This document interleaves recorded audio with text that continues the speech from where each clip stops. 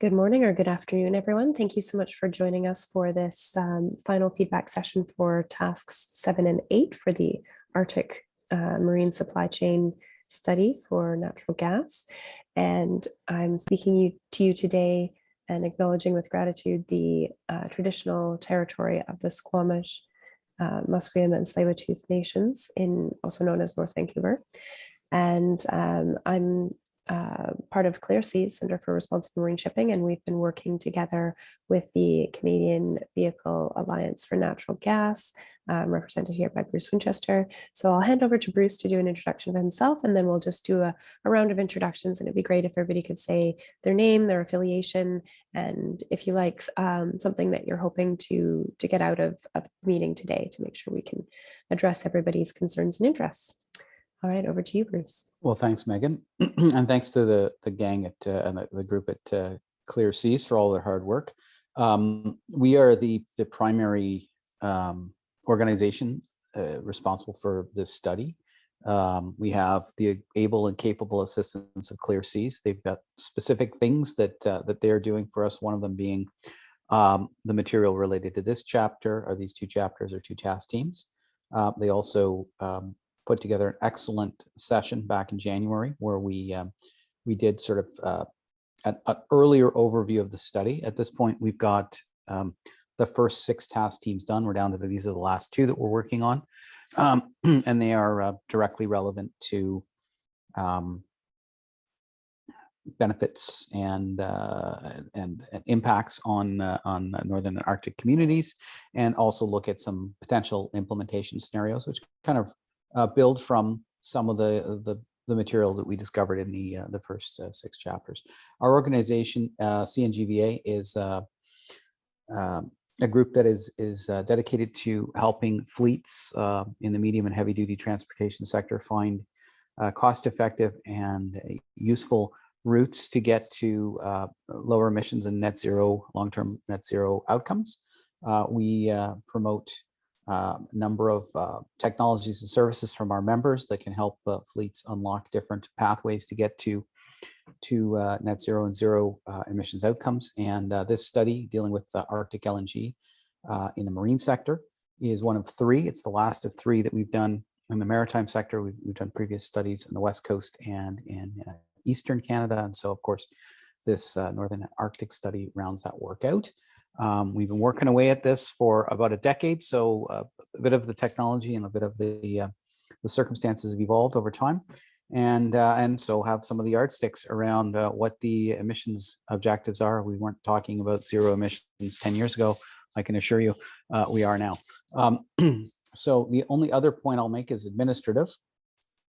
And while this session is final, quote unquote, final comments, final for an important purpose, we are contractually obliged to or required to provide these 2 chapters to one of our key funders, Transport Canada, a particular day time. So when we say final, we're trying to get as much feedback from those who are on the call today to get that chapter as close to final as we can actually deliver to Transport Canada. There will be some feedback from Transport Canada, and there will be some additional opportunity for feedback and discussion. So there's nothing worse than somebody starting a meeting saying, well, this isn't really the final, but it is an important final in the sense that, again, we want to submit as complete and as effective a chapter to Transport Canada, because we don't want to be going around endlessly 4 weeks from now trying to get the last comments. And so there are some additional opportunities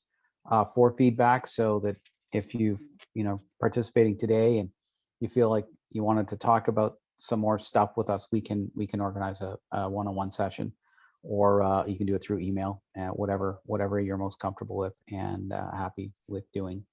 You can do. That's not an endless time. I'm gonna put the onus on Megan. Remind us again, when are we planning to submit this to Transport Canada?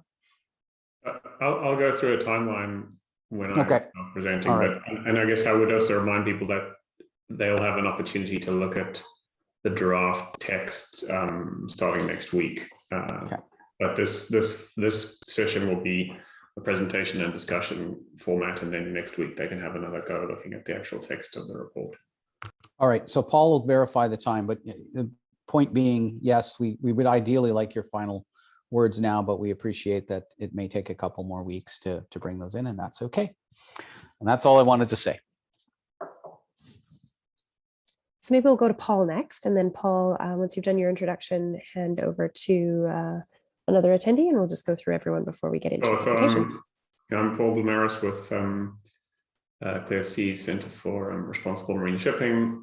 Been working on this project, and I'll present to you what we've been, the findings that we've made so far today. I'm hoping to get your inputs. The format that we're choosing is to tell you in PowerPoint form what we're planning to put into the report, and so that if you look, when you get the draft to look at, if you choose to look at it, you should not be surprised by what you read. And we found that quite helpful in sort of nominating key assumptions and methods of working as we've gone through the different task groups. So I'm hoping to get your feedback today. And I will hand it to Travis, who's next to me on the screen. Morning, everyone. Travis Blasky, work with a group called the Inuvialuit, who are obviously an Arctic Inuit group. A little bit of history in LNG, working with a number of people on this call for many years, but kind of participated a little bit from a LNG provider and Northern experience perspective on the project. Probably don't have a lot more input. I've read most of the words in the 250-page report. I think it's a really good report, but just kind of wanted to hear what the final dialogue was as this comes to the end. Thanks, Travis. Johnny, would you be able to go next?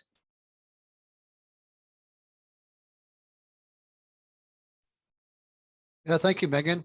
I'm Johnny Lenny. I'm the manager of oil and gas rights. We look after the licensing for oil and gas in Northwest Territories.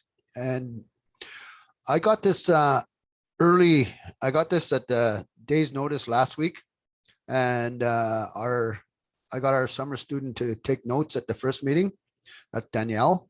Thank you for that. And she done, and I found it very interesting, but I haven't been able to read any background, but I'm glad to see Travis here. I know him from previous work, and I just wanted to make sure that we in Northwest Territories portion of the Arctic are very interested in LNG shipping, LNG usage, and Travis can verify that. They're definitely looking for communities on land right now, and I'm sure we can work something out for the future.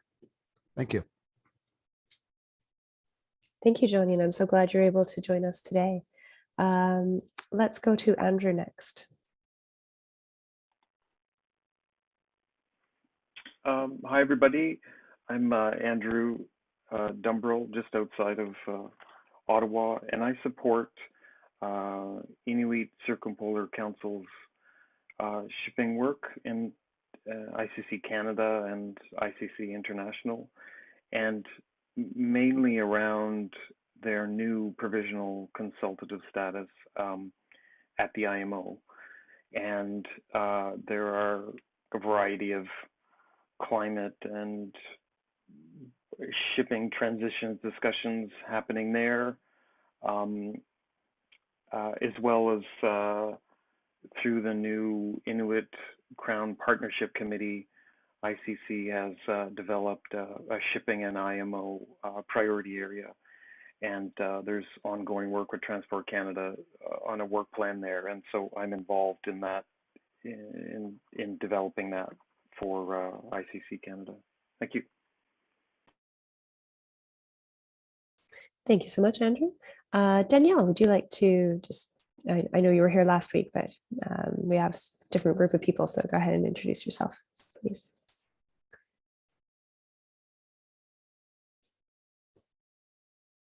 If you're able to.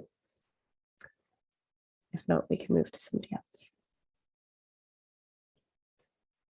Heather, would you be able to do an introduction? Oh, Danielle's audio is not working, unfortunately. But as Johnny said Danielle is a summer student working in oil and gas rights for Northwest Territories. Heather, go ahead. If you're... Thank you. I'm Heather Rasmussen, Senior Policy Advisor with the Nunavut Impact Review Board, and I'm here on behalf of the Nunavut Marine Council. And I'm not sure if I provided the explanation last time. Anyways, the Nunavut Marine Council is comprised of 4 institutions of public government in Nunavut, and we are responsible for providing recommendations to government that they then have to take into account. Thank you. Thanks, Heather. That's really helpful. I'll go next to Matthew. Matthew, please go ahead. Hi, everyone. Yeah, I'm Matt Cook at Transport Canada. I work in the Innovation Center looking at marine research and development. So mostly what we're looking to get out of this meeting is primarily just observing, seeing how the work is going. And if there's any questions, I can note them down, can get to you in consultation with the colleagues. So thanks. Thanks, Matthew. And our last but not least, Colin.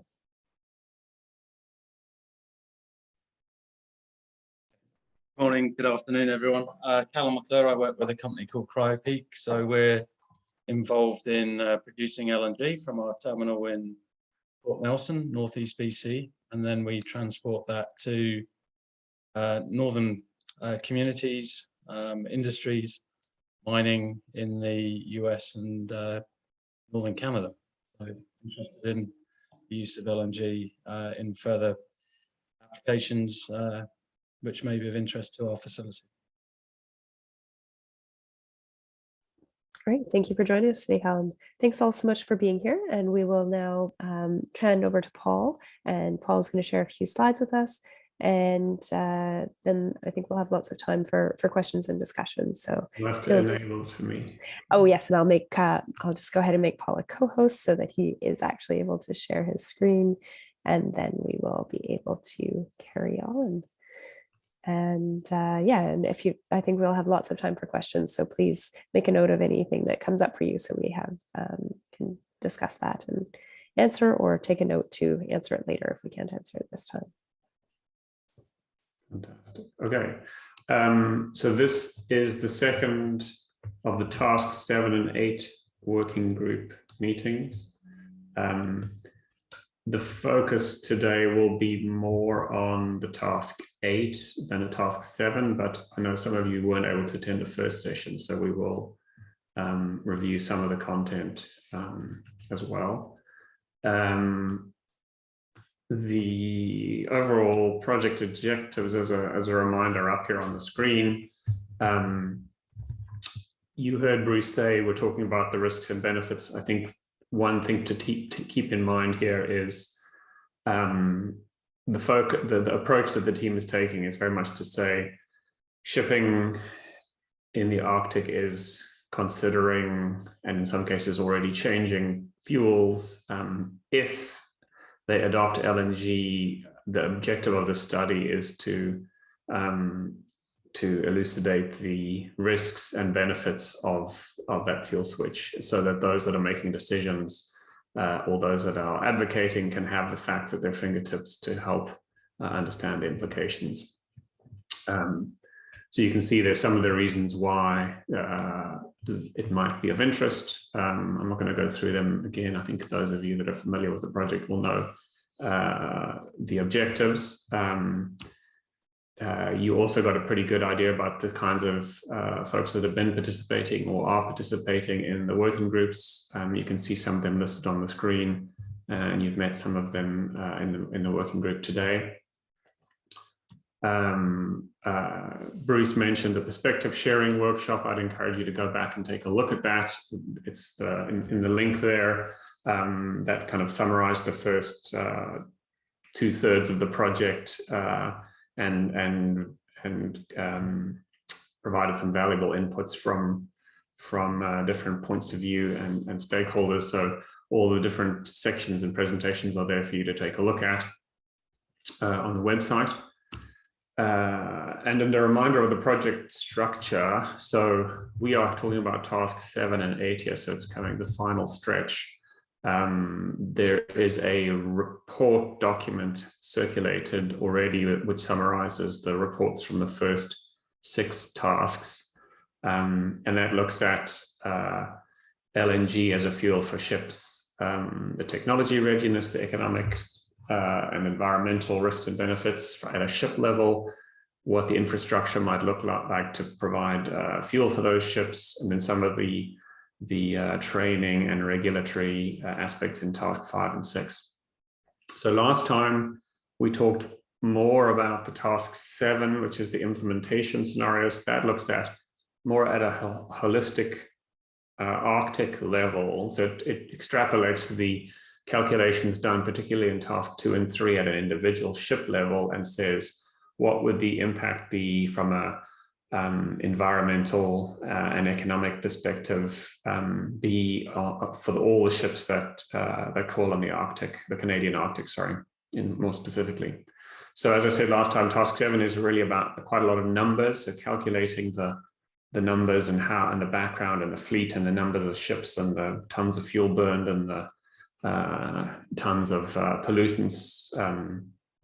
Then task 8, which we're going to talk about more today, is more of a narrative. It's drawing the conclusions from task 7 together with the other discussions that were had throughout tasks 1 through 6 into a document. And so we'll go through that. The timeline, as I mentioned, here's what we're working to. We're here first week of July, gathering the final parts of input and aiming to finish the writing and analysis, ready to send out a draft report for you to look at next week. We will probably be doing some parallel processing, so we're going to be, while you're looking and providing any inputs, we'll also be making some final adjustments ready to complete this task 7 and 8 report by the end of July. In parallel, we have been taking the work that's been done in task 1 through 6 and turning that into a summary report. We will collect the task 7 and 8 information and polish that into a summary report, which we are aiming to have finished by at the end of the first week of August, so that it can be translated and the project can be wrapped up at the end of August. So that summary report is a short and more sort of publicly accessible version of the very long and more detailed individual task reports. So that's the timeline we're working to. As a reminder, the task 7 and 8. So here's what we're talking about. Task 7 talked about will provide information on what ships use what fuel where for what in the Canadian Arctic and what their emissions are, using publicly available sources, and we can go back into that at the end, the details of how we're planning to do that or how we have done that actually, and then look at the implementation scenarios. So look at the if those individual fleets of ships switch to LNG, what does that look like, and what is the emissions impact, and what is how much LNG would they need and where would it come from in section 4. So that's the kind of, and it's quite numbers heavy, and it's, as I said, it's quite detailed in the way that it calculates the estimates of those impacts on the Canadian Arctic as a whole. So task 8 we're going to talk about today in more detail, but it's focused on environmental and economic impacts, and we'll go through that in a bit more detail today as to what we're working on there. I'm going to step through the details of the task 8 outline and what we're putting into the report, so you can get a bit of an understanding. And there's a couple of places where we might stop because there's some gaps that we're looking to fill in terms of assumptions and data that we might need to help look at this. So in terms of the air pollution relating to health impacts, so as we know, the emissions from ships and from diesel engines used for power generation contain pollutants that are harmful to human health and to the environment. The three pollutants that we're looking at in relation to health and the environment are NOx, SOx, and particulate matter.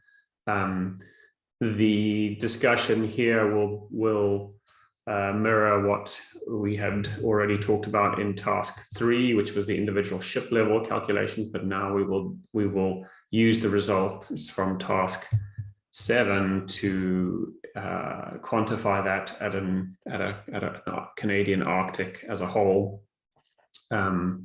So those of you are familiar with this discussion, NOx emissions or oxides of nitrogen are harmful directly and also form smog.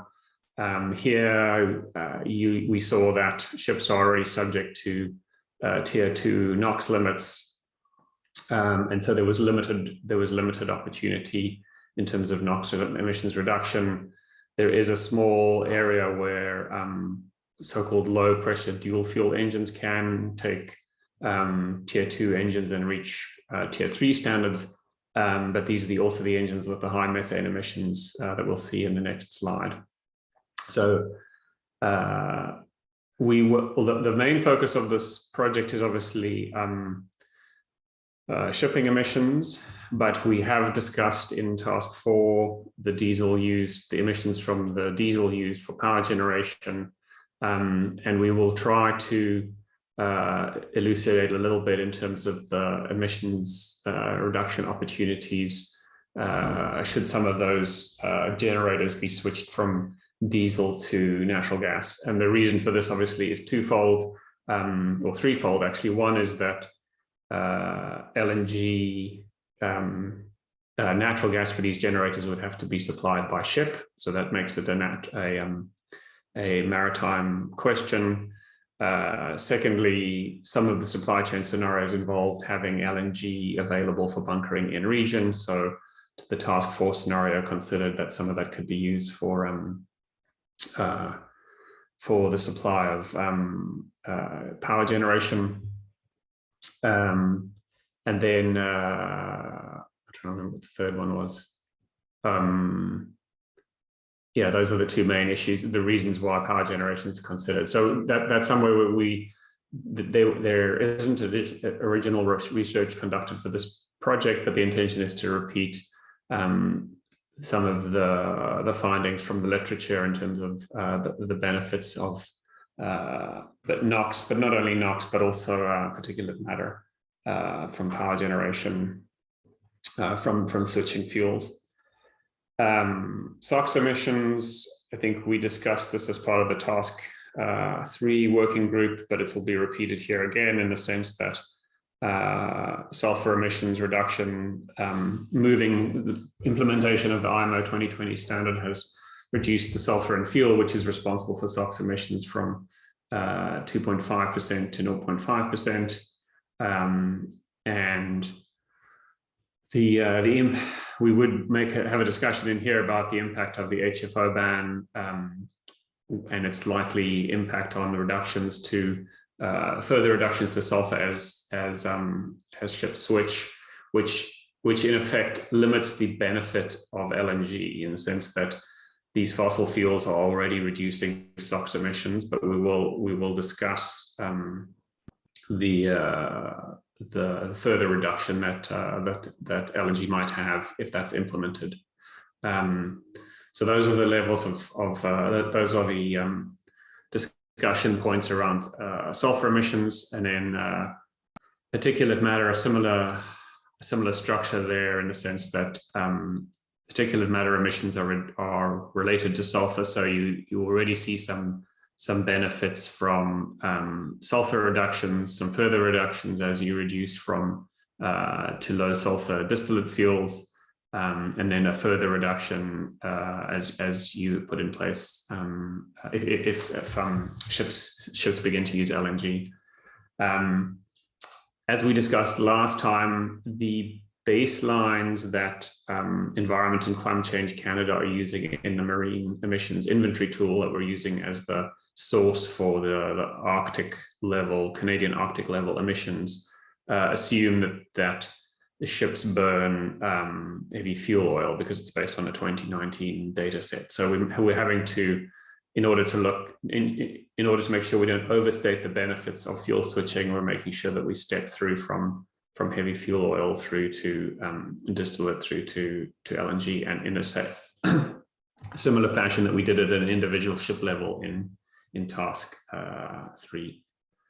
So those are the pollutants. Then from the greenhouse gas impact, the approach that we're taking here is to clearly to show each individual component of the greenhouse gases, so carbon dioxide, black carbon emissions and its impact on global warming potential, methane emissions, to calculate a CO2 equivalent, combining some of those values, and then repeat the life cycle CO2 emissions results that we got from task 3. As we got some good feedback from the original stakeholder engagement, we'll clearly discuss the issue of methane emissions and its impact on global warming, and particularly the risk posed by low pressure dual fuel engines, but also venting from storage tanks, and how that needs to be managed. We will put some narrative discussion in on the opportunities presented through bio-LNG or biogas. There wasn't any original research conducted as part of this project on that topic, but there's some literature available, and so we'll put some discussion in on that opportunity, and obviously, including in that discussion, obviously the discussion on the limitations on the availability of sustainable feedstock for those gas for those fuel supplies. But the intention is to include a discussion on that. And again, this would be on an overall Arctic Canadian Arctic basis, rather than at an individual ship level, to indicate what the kind of what that might be. And then just before you move on, I just noticed Andrew's got a hand up. Maybe as a question. Andrew, do you want to? Sure, we could. Yeah, go ahead. Why don't we take him now? Sure. Yeah, I just decided to put up my hand. I mean, thanks for taking it. I wasn't sure. I think you probably know what I'm going to ask or to mention, and it's the first is the global warming potential, and it would appear that you're not including 20-year global warming potential, just 100-year global warming potential. And I guess there's been a number of interventions or suggestions that you include 20. And I should say that Canada, Transport Canada, supports in the life cycle discussion at the IMO, including a 20-year global warming potential in the analysis of the life cycle analysis of fuels. So and it's my understanding that many other states do too. So it's becoming more of an industry standard. So I think it is a shortcoming of this research not to include it, and it does change the benefits quite substantially. You know, if you do a global warming potential of 20 years and you use the leakiest methane engines, and you look at life cycle analysis, the greenhouse gas emissions when using LNG, you know, skyrockets. You know, it's 70%, 60, 70, 80% more than using distillate fuel. So, and considering that, you know, the climate crisis is a short, medium, and long-term issue, it does seem like a shortcoming not to include 20-year here. No, I mean, and the intention is for sure to discuss that. One of the complexities is adding multiple, is you get some unintended, how should I say this? When you, for instance, when you include black carbon, which is also a short-lived climate forcer, you get some, you could say, well, why don't we look at 5-year? So the intent, I think what we plan to do here is to list all of the greenhouse gases and their impacts, the pluses and the minuses, to calculate one set of numbers, certainly and absolutely to highlight that the fact, as you point out, you can see that in the second bullet point of number 4, is that the CO2 equivalent reductions on a short-term basis, there aren't any when you use the as you said, the leakiest low pressure dual fuel engines. So I think and as we've been doing more research on presenting greenhouse gas impacts, what the intention here is the best strategy is to present all of the impacts on the individual bases, because making decisions on using one set of global warming potentials can have some unintended consequences, as we highlighted in that long discussion we had that said you can overvalue methane emissions if you take a 20-year approach and undervalue the CO2. So the literature that we've seen has said basically presenting the individual components as we're planning to do is actually the most transparent, and then individual, because each of those gases or pollutants have individual impacts and should be limited and managed on an individual basis. So that's our intention here, to be transparent about that. But certainly to reflect the feedback that you and others provided at the stakeholder engagement session in that part 4 of the greenhouse gas impact.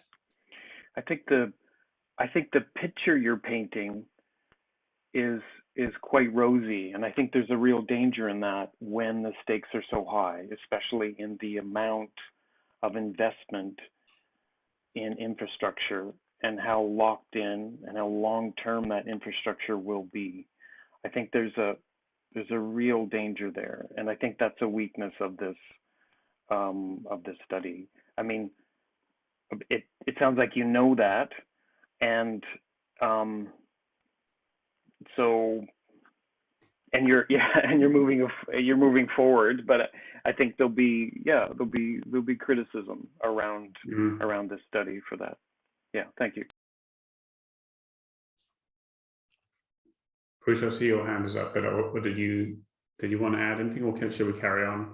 I was going to give you a lifeline on that.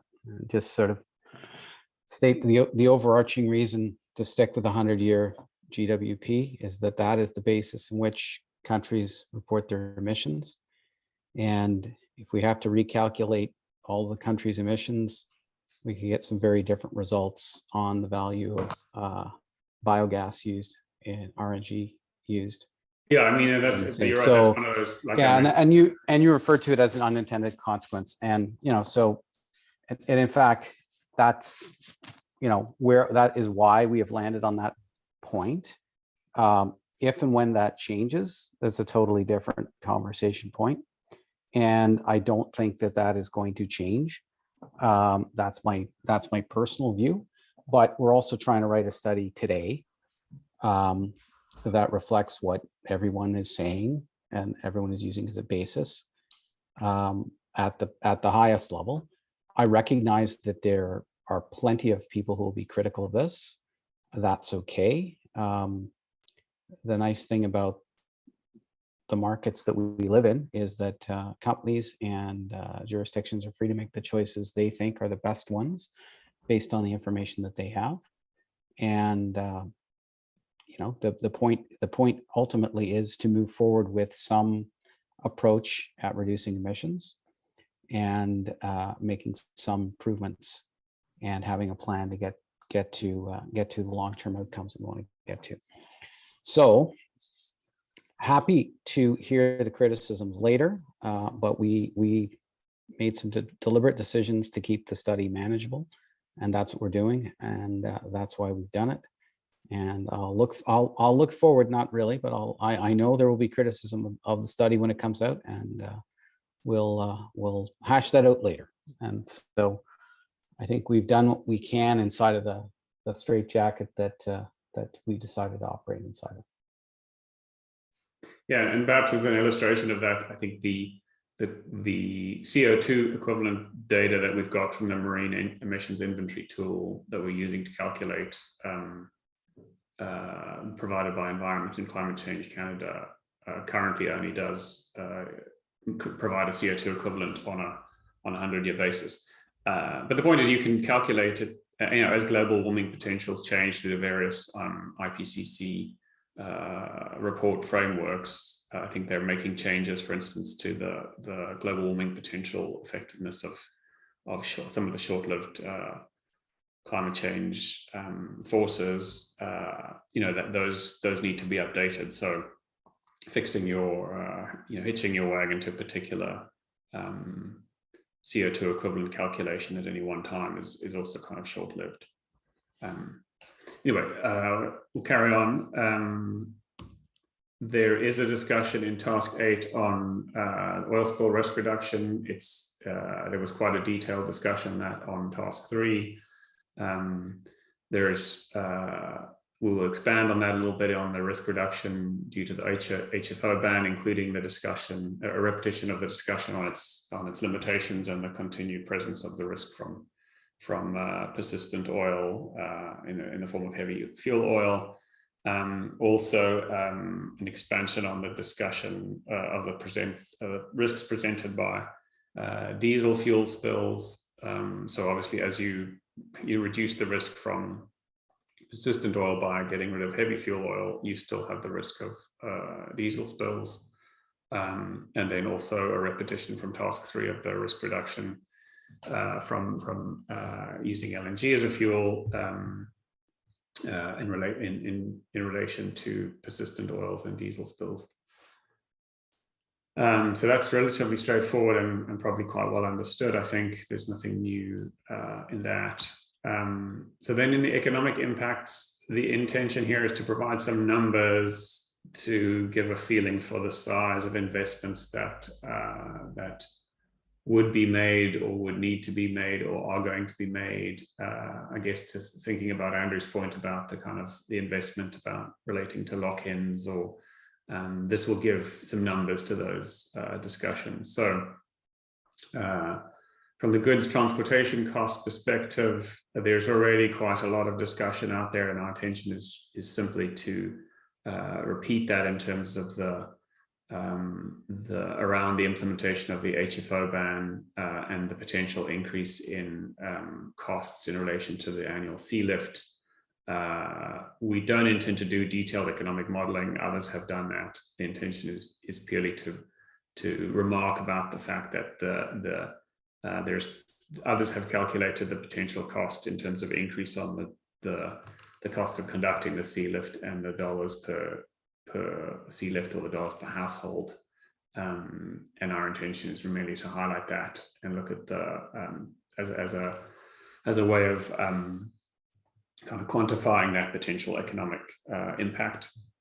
We will also calculate orders of magnitude in terms of the business opportunity from LNG sales. So we have from Task 7, we have a number of tons of LNG supplied for each of the different fleets and $1 per ton price. So that'll give you a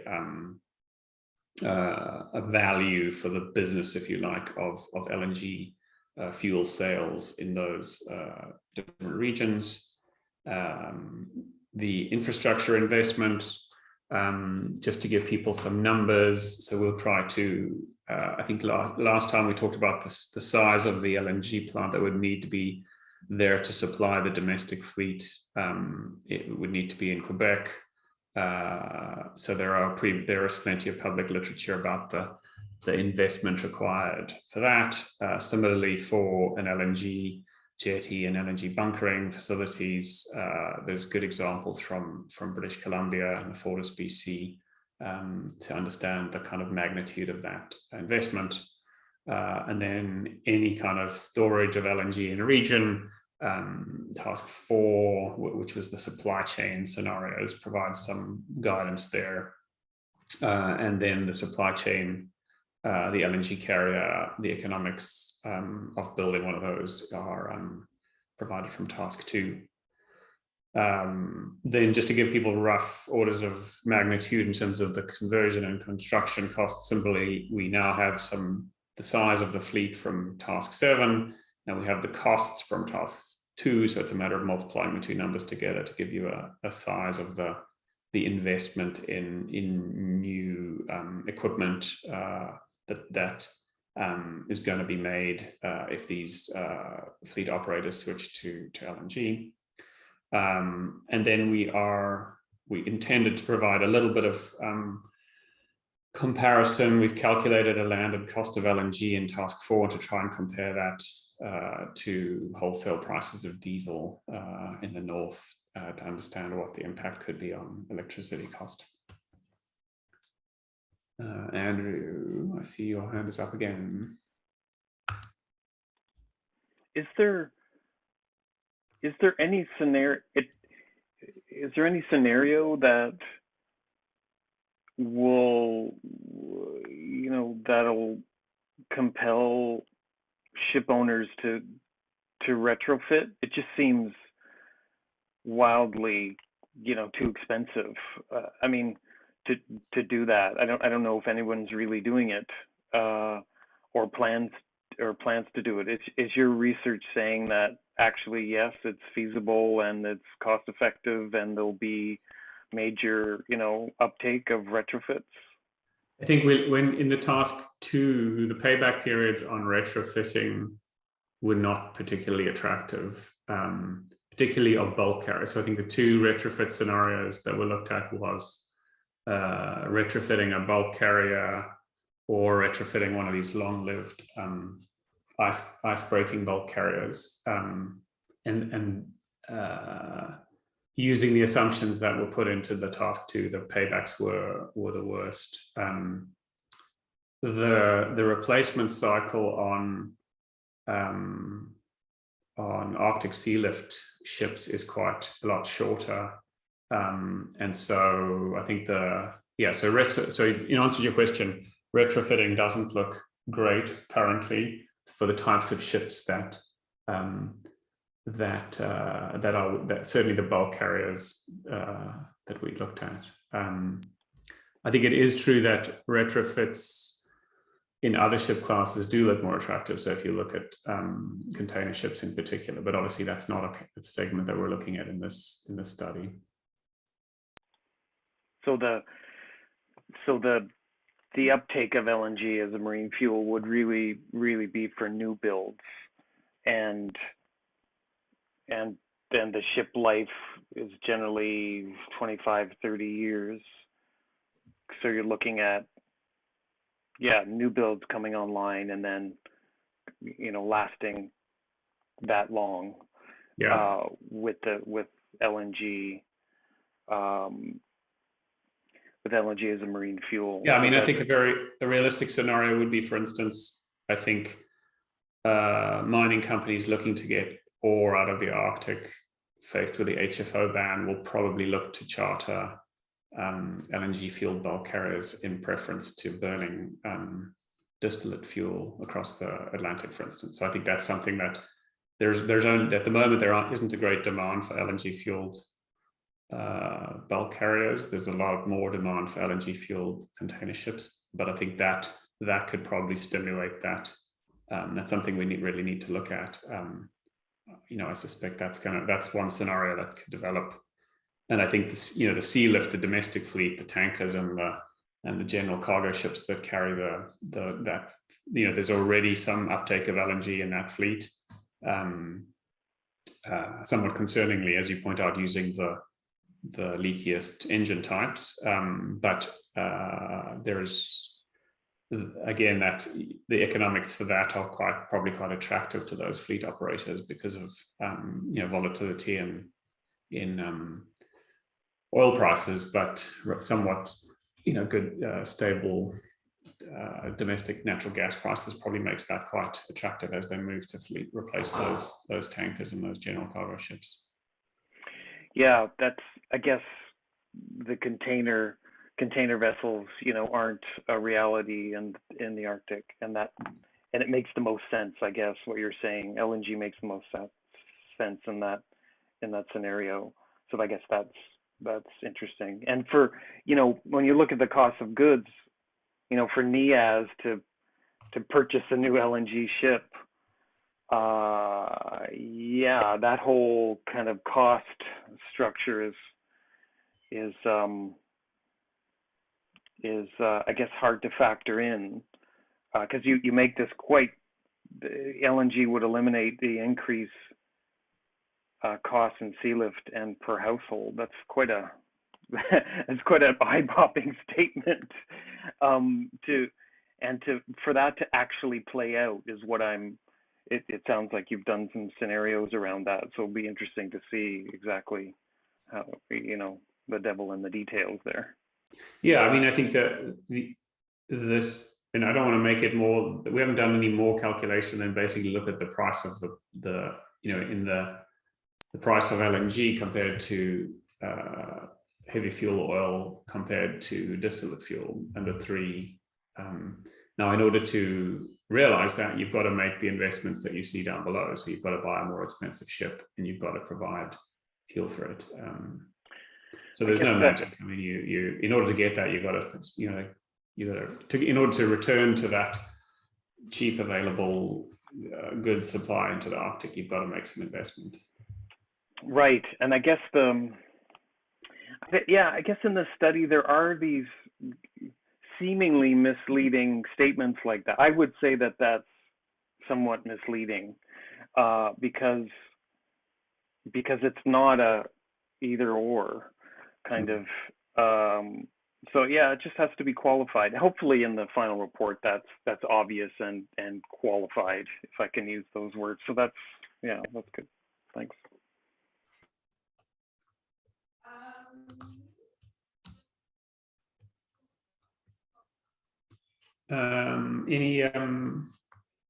So that's the focus on task 8. I in the presentation have and we'll circulate obviously the material we looked at in more detail with the analysis that was done for task 7. We could go through some of that if there are questions relating to the specifics. Yeah, let's go to Johnny's question first, and if there's if we run out of questions, we can always switch back to the other material. Johnny, go ahead. Okay, thank you. You hear me? Okay, thank you. I just want to comment on the sales portion. If I noticed that Travis Pulaski's there, he works for the Inuvialuit, and he may have mentioned it earlier, but they are in process of building a LNG facility just 15 kilometers south of Tuk. And in the past, there's no deep sea port in the Western Arctic or in the Eastern Beaufort. So in the past, when ships were working or traveling through in our portion of the Arctic, they used to refuel at what do they call the Tuk buoy. It's they had a buoy set out there, and they stored fuel barges for refueling ships in the deep water. So I just want to mention that, like in the next couple of years, once they decide on their construction of their LNG facility, the Inuvialuit decide on, you may have a LNG available in the Arctic to supply in case people do need it, because you can easily barge it from Tuktoyaktuk to the deeper water and it'll be available. And that's all I have to add right now. Thank you. Thanks, Johnny. Yeah, in fact, we looked at that as part of the task 4. So looked in detail with the help of Travis and the team in terms of the available LNG, and then even looked at the scenario of putting that in a barge and transporting it to a location that'd be more available to ships, for instance, icebreakers that needed to refuel. So we would absolutely repeat some of that and bring out some of the findings from that task 4 in this task 8 in terms of the potential economic impact. Okay, thank you.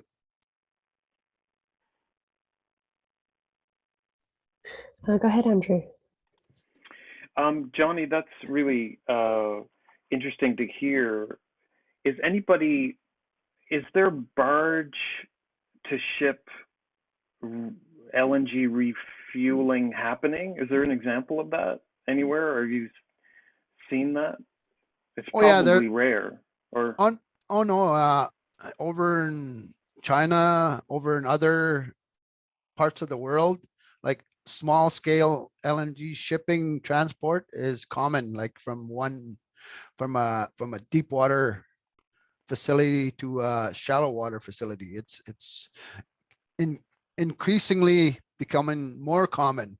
Like LNG has been around for a while, but actually the LNG shipping is it's increasing. Like where the market for LNG in the world is roughly 250 to 300 million ton a year, and it's going to be increasing to 400 million in the next 10 years. And like the technology in shipping LNG, the concern for methane release, it's advancing as we speak, and they're having like small scale LNG plants. They're considering putting them on ships, because on the big transporters, they have to unload their load within, I think it's 3 to 4 months, like the big LNG transport ships. So it's increasing.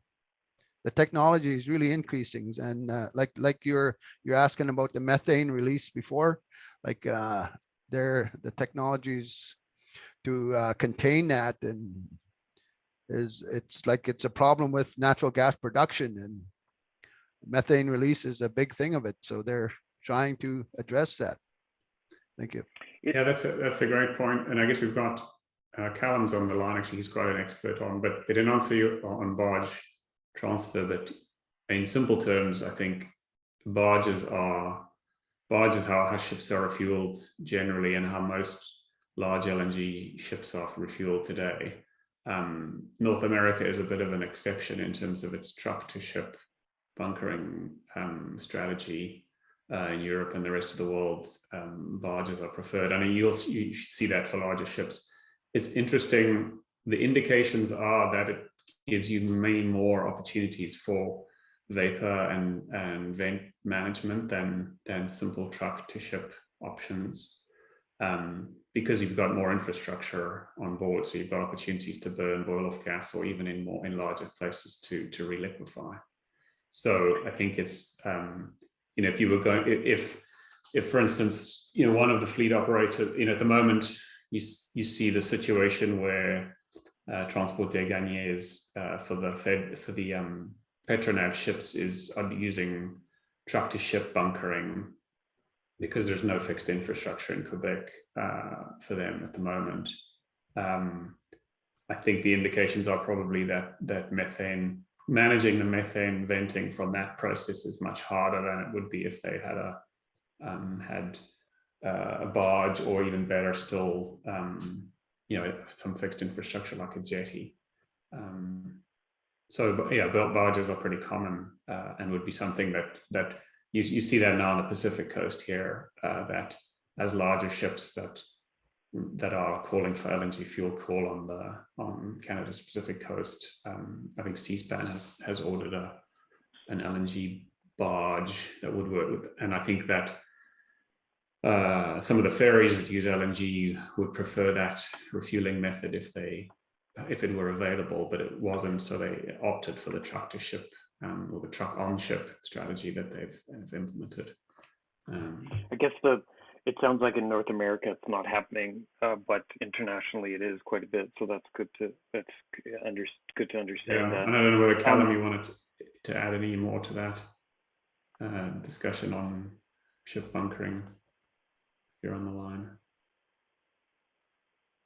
Just while he's thinking, Johnny, is that Tuck facility coming online soon, or do you have a timeline on it?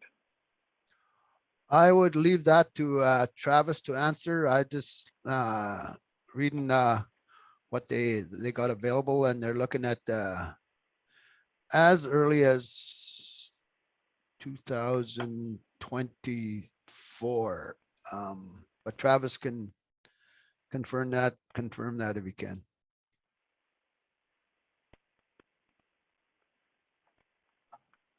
Hi guys, I just got back. Somebody's asking me a question. I had to step away for a minute.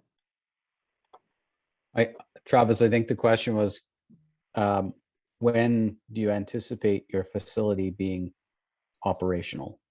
Late 24 would be our best guess right now. Kind of 2.5 years from where we stand today. Thanks.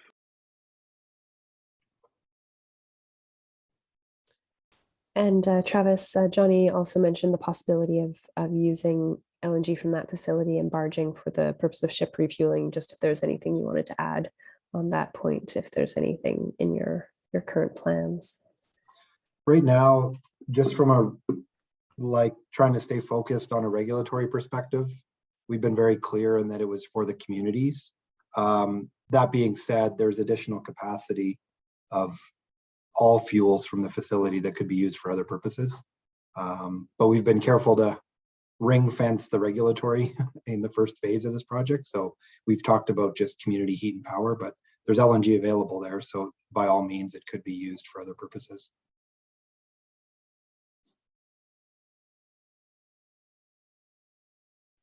Great, thank you for that additional information. Are there any other questions or comments on the material that Paul shared so far today, or anything that was shared previously that you'd like to comment on? Any of the scenarios from the SAS 7 material?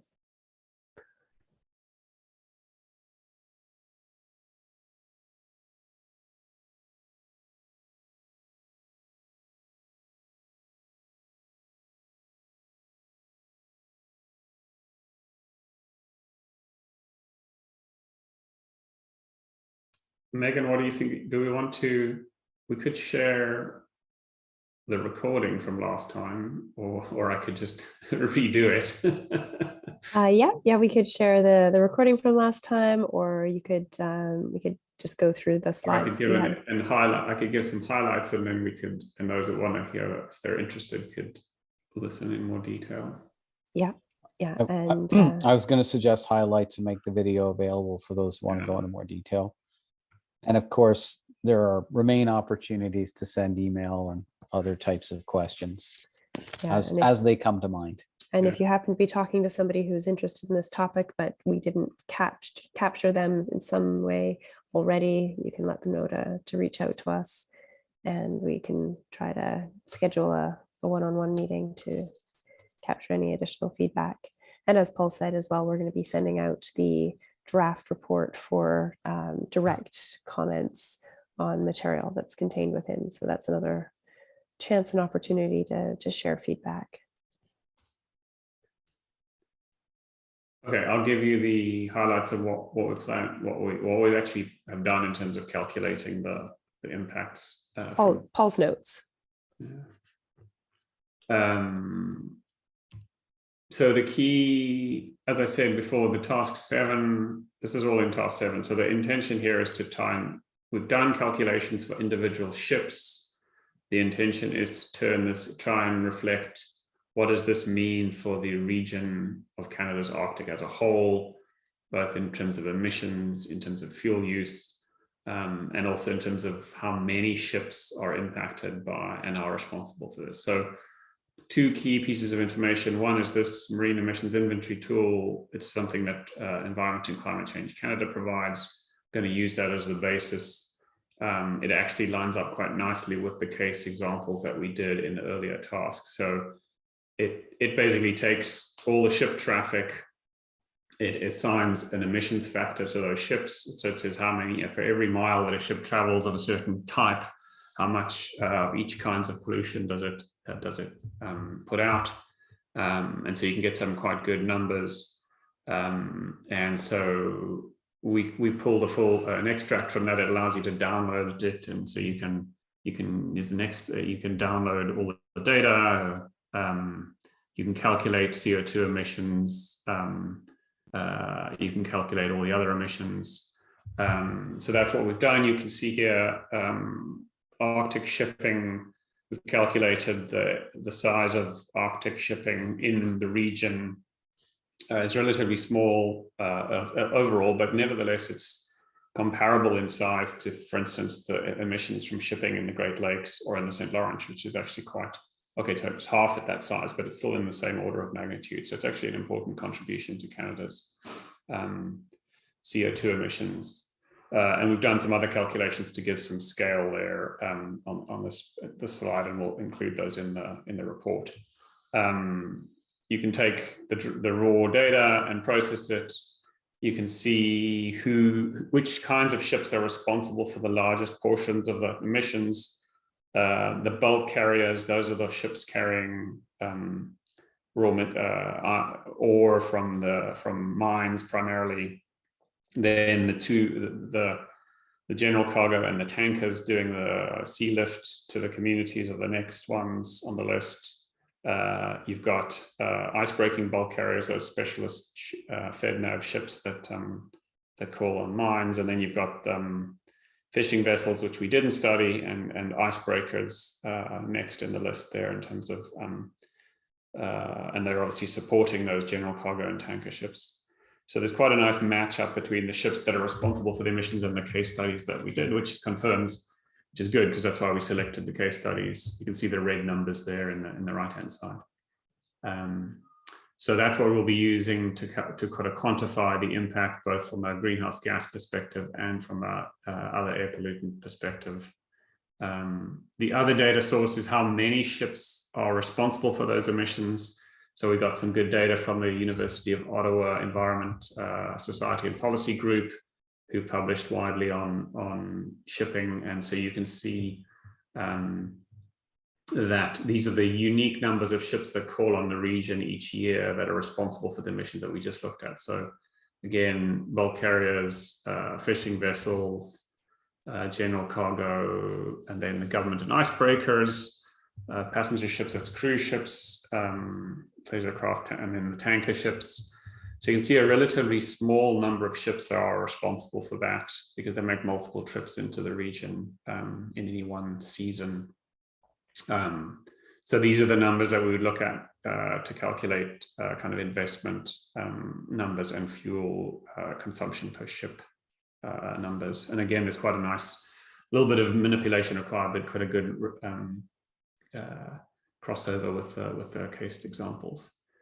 I won't go into that. So the key cases we're looking at, just as a reminder, these are these big bulk carriers that Andrew and I were earlier discussing, that are currently calling on mines to pick up ores and take them to Europe. And so that was our case A7.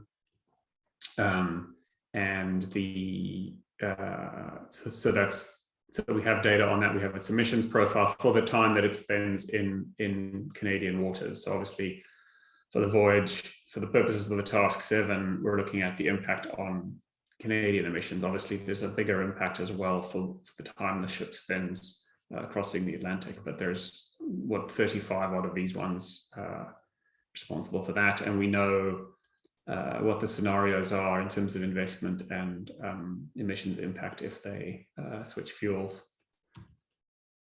And then the general cargo and the tanker, these are the sea lift ships. You can see they do relatively similar things. We know the fleet size, we know the fuel burn, we know the profile, so we can look at the emissions impact of this of those two kinds of ships. They're relatively similar, and yeah, I won't go into detail on that. But and then the next case is these ice-breaking bulkers. There's relatively few of them, but they do consume quite a lot of fuel and emissions because they have a much longer season. And again, we understand the data of these kind of vessels in case A6. And then the final two are the icebreaker and the cruise ship. So those, again, we have close correlation between the data that we've collected in the case studies, so we can make some extrapolations in terms of the impacts of fuel switches there. So we have, and then we have economic data from task from task 2, and then we have the in-region LNG price from task 4, which is calculated that some of the team here worked on to give you an equivalent price per ton.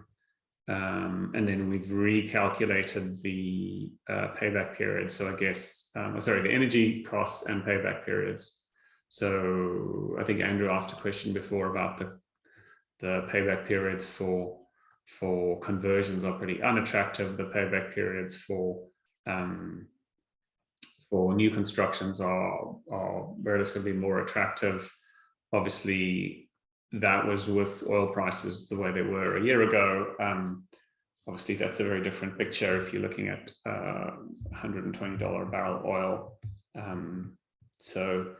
But we haven't repeated any of the calculations, but we did obviously do a sensitivity analysis, so you can infer some changes to the payback periods based on changes in using the sensitivity analysis. I won't go through the details of the calculations, but basically what we do is I'll go back to the beginning. So you take the emissions from this tool and say, well, how much of each of the pollutants is put out, and what is the percentage change that we see at an individual ship level, and you can calculate what the impact would be. And then I'll go.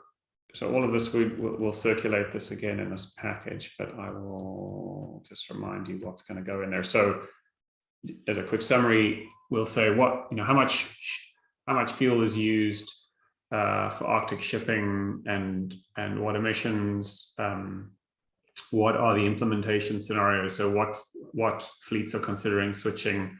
The domestic commercial fleets, that's the general cargo, the tankers, and the ice-breaking bulk carriers that leave from Quebec and come into the region. There's international shipping, that's primarily that's those bulk carriers, that's the big one, and then a smaller section of that is the cruise ships that currently come into the region. And the final component is government, which is the case example there is the icebreakers. So those are the three implementation scenarios we're looking at, and we'll summarize the emissions impact of that. And then we're talking the supply chain options, as I said, we're summarizing how much fuel does that actually mean, and how does that compare to, for instance, the amount of LNG that's currently available. So that would give some quite interesting data, for instance, for people looking at infrastructure investment. There you go, that's my highlights. If you want to hear more, you can listen to the recording of me talking about that in more detail last time. Andrew has a question. Go for it, Andrew. Thanks.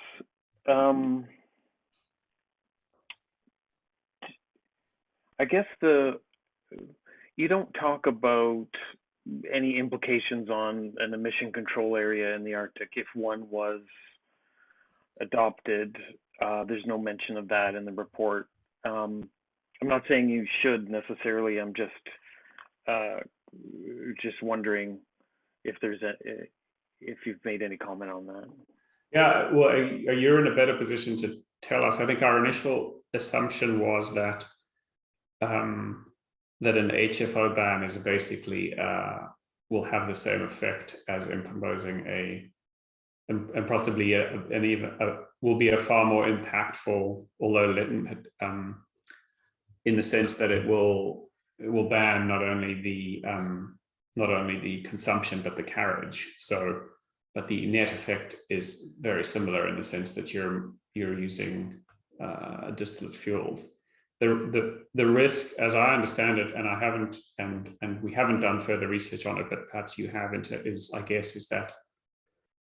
is the creation of kind of I don't know, fuels that meet the HFO ban that still contain residuals, right? So you could meet the specific gravity requirements that are still high in sulfur, so they're and so they have particularly high PM emissions. They have particularly high black carbon emissions. They just squeak under the specific gravity to mean that they're not heavy fuel oil, and so you kind of have the worst of all possible worlds. Clearly, that's not a discussion for this. But I don't know. I mean, do you have any further places that we can look to discuss that potential risk? Yeah, it's probably not.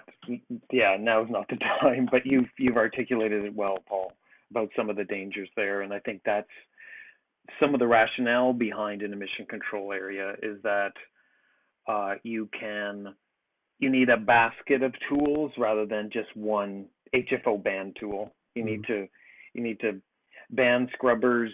You need an emission control area. You need an HFO ban in order to plug the holes. But that's a discussion for another time. So yeah, I guess the other question is, Maersk has committed to not using LNG. The biggest container company in the world. And, also the World Bank has put out a fairly compelling study about LNG not being the ship fuel of the future and encouraging investment away from LNG. And those are two big signposts, on this discussion. I don't know, is it in the background or the foreground or of any of these, any of your scenario building or narrative? Yeah, I mean, it's not. There's certainly interesting discussions going on. The intention is to provide some data for people who want to make those decisions. You could counter the Maersk with CMA CGM that's going all in on LNG, and their rationale is you can start now. There is a bio precursor, and LNG, the fossil version of LNG, is probably the least damaging compared to, say, methanol or ammonia, where the fossil versions of those are sort of 2x the 2 times the emissions from heavy fuel oil. So I think their idea is start on fossil LNG, insert bio LNG or synthetic LNG, and then move to e-methane, which is the kind of so that's the path. I think, as you say, Maersk has said no, we don't want to do LNG. We want to go. So I think they're backing methanol, as I recall. So they're trialing methanol. The issue with methanol is that fossil methanol is has even bigger hazards than fossil LNG. So I think there are people going down multiple paths. I think the intention is, but there are people already heading down a fossil LNG path in the Arctic. So we ought to clearly elucidate. As I said, I think the HFO ban is going to have an impact on those bulk carriers. It's already having an impact on the sea lift. And I think people will probably, there'll definitely be more LNG in the Arctic forward for a variety of reasons. Yeah.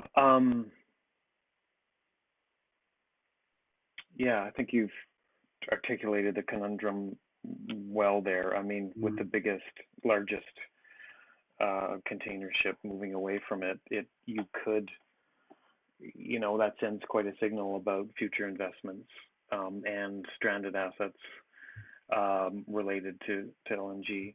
I just on your CO2 equivalent, on some of those calculations, you said that black carbon wasn't included, and I think I'm getting mixed up about why black carbon wasn't included, or usually CO2 equivalent includes black carbon, and I know Environment and Climate Change Canada does do those black carbon. Well, not yet. It's not been adopted. We did in the task 3 include black carbon interestingly in IPCC and in national inventory reports. It's not yet included in a CO2 equivalent, partly because of that whole discussion of short-term versus long-term. I think that the science doesn't have a good enough idea of what the global warming potential is, and so I think the general feeling is to monitor it as a separate climate forcer, and that my reading of the literature is that that's the direction that we're going. Is that CO2, GWP 100 CO2 is an interesting metric, but when you get to the real nuts and bolts of it, you need to manage all the greenhouse gases, and you need to manage them individually. Otherwise, you create loopholes. Now, that's where are we with the IMO? With the EEDI and EEXI don't even have any of the other greenhouse gases. They only have CO2 so far. But I think, so how do we include them? We've got to take steps there. But sorry, to answer your immediate question, the reason that black carbon isn't in the numbers is because the numbers from Environment and Climate Change Canada don't yet include them. Any calculations that we did do include black carbon. I guess Environment and Climate Change they produce a black carbon report, though. Yes. Yeah. And so it is possible to include them. Yeah. Oh, absolutely. So sorry, just so I'll go back. So if you look,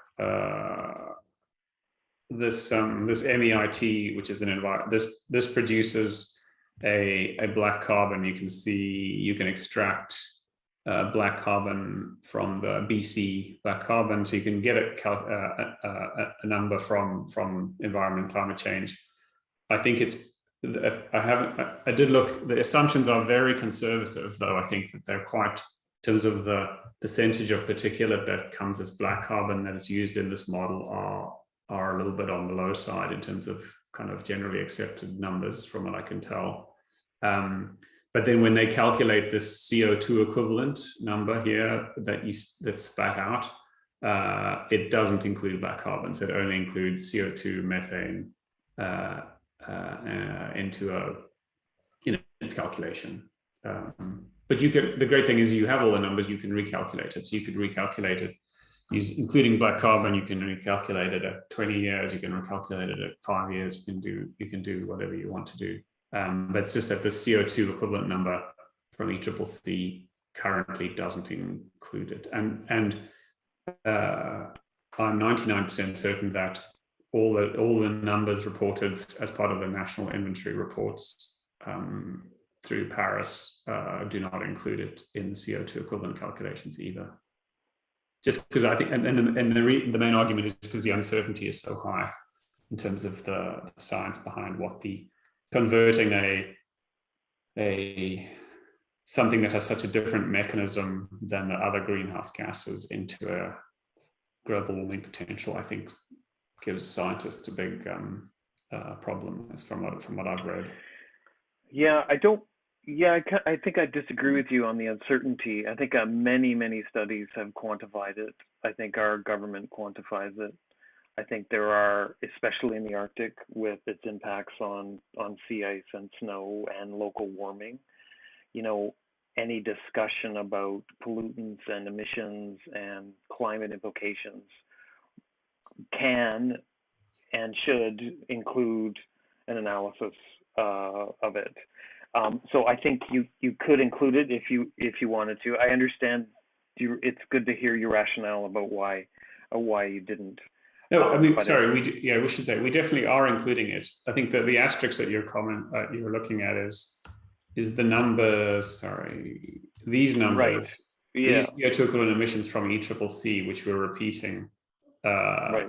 are calculated on fourth framework and exclude black carbon. So it's just a health warning on these numbers. Yeah. I think you could, fairly straightforward. You could include GWP 20 and black carbon here. Like it's not. Anyway, we won't. No, you could. The issue is back to traceability, because I think in your previous life, you think you guys put this 8.7 using the same tool, put out in WWF published a report on Canada's shipping emissions, for instance. So that was calculated using those numbers. So putting more numbers out there, not necessarily helpful. I think putting individual pollutants out is what we're going to do, and say, okay. I mean, you're absolutely right. Black carbon is. There's a lot of evidence to suggest that black carbon in the Arctic is significantly more than 900 times. We've got the 900 times as the baseline for black carbon. That's an average number. You could say that there's some science that says that black carbon emitted in the Arctic could be, another factor again, as damaging, because it goes directly onto the sea ice. I don't think that paper converted it into GWPs, but the indications were, I remember it was something like 5 times more powerful from ships in the Arctic than ships near the equator. Yeah, that is the stat. That's pretty compelling. So then you have 45,000, whatever. Yeah. GWP. I guess the last question, or maybe I'll stop there. Actually, sorry to monopolize. I didn't see any other hands up, so I thought I'd ask my questions. Maybe I'll pause there. Thanks.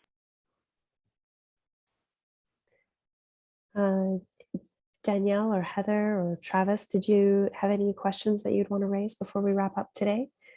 Danielle, feel free to put something in the chat if you do have something you'd like to ask.